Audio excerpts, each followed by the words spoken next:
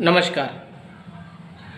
लोग अक्सर ये पूछा करते हैं कि हमारे आत्मकारक ग्रह कौन हैं या आपका प्रोटेक्टिव प्लेनेट कौन है। तो ज्योतिष की भाषा में तो प्रोटेक्टिव प्लेनेट आत्मकारक ग्रह उसे कहा जाता है जिस ग्रह की सबसे ज़्यादा डिग्री हो आपकी कुंडली में। लेकिन मैं यहाँ पे एक व्यक्तिगत तौर से बताना चाहूँगा कि जिस दशा में आपका जन्म हुआ, जैसे आपका जन्म उदाहरण के लिए मृगशिरा नक्षत्र में हुआ है, तो आप मंगल के नक्षत्र में पैदा हुए हैं। आपका जन्म यदि विशाखा नक्षत्र में हुआ है तो आप बृहस्पति के नक्षत्र में पैदा हुए हैं। यदि आपका जन्म नक्षत्र स्वाति है तो आप राहु की महादशा में पैदा हुए हैं। तो जिस महादशा में जन्म लेता है व्यक्ति, उस ग्रह का ही नक्षत्र होता है उस समय उदित अवस्था में। जो स्थिति होती है ग्रहों की, उसके साथ साथ जो नक्षत्र होता है उस समय, तो जिस नक्षत्र में आपने जन्म लिया है वो ग्रह आपके लिए प्रोटेक्टिव प्लेनेट हो जाता है।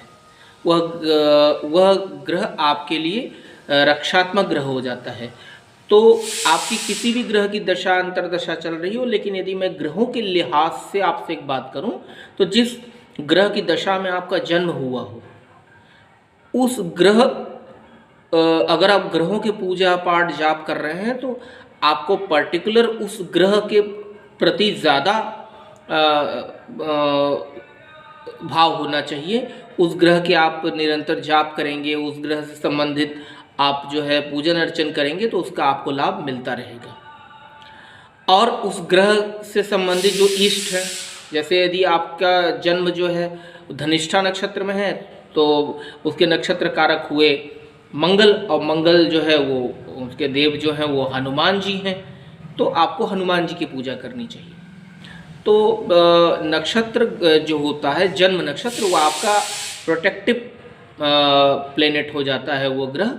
तो ये जानकारी आपको देनी थी।